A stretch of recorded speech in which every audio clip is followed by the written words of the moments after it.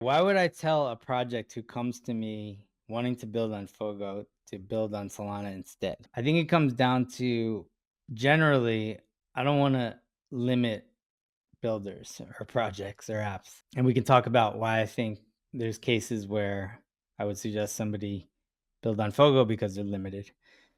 But if there's a brand new project and they have an idea, whatever it is, DeFi, whatever it is, and they come to me and they have 0 traction, especially given we're still in, testnet, early mainnet. Their chances of success on Fogo are a lot less than they would be on Solana. And I don't wanna see both from a timing standpoint and just from a community and, like, the amount of users they're gonna have access to. The other part is Solana just has way more resources for builders that need a lot of handholding, and we don't. We're taking an approach where we're gonna start with a few established teams that don't need that hand holding and that can kind of work through our growing pains. So I would tell them, right, you can go find, there's all kinds of programs for builders, all kinds of support. Go use those resources and get traction on Solana. And then what we're seeing is, like, apps move. Like, there's very few successful apps or infra providers that are just on one chain, and we're completely Solana compatible. So if there's a point where it makes sense for them, they've gotten traction and it makes sense for them to deploy on Fogo, then they'll probably be way better off after they've gone through that growth stage on Solana.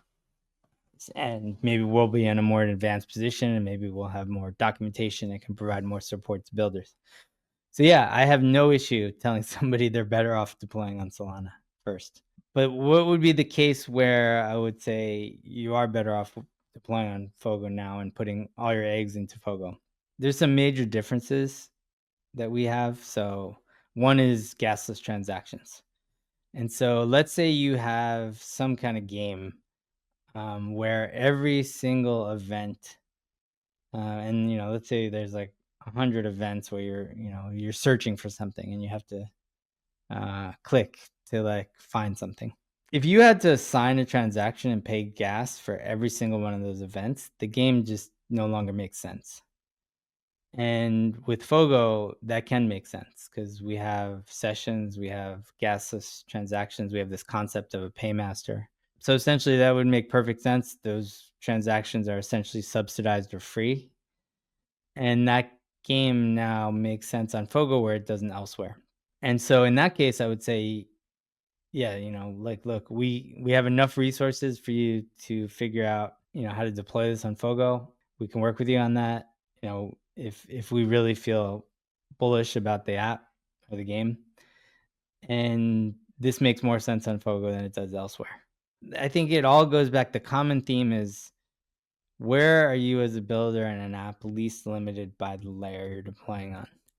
And we've actually seen most of the top perp dexes decide that they want to build on their own layer and have full control of that. So the people that I see who really understand perps trading, that would include Jeff from Hyperliquid, Vlad from Lighter, K Dot from Bulk, Tristan from Bullet. All 4 of those shunned any existing layers to build on and essentially built their own.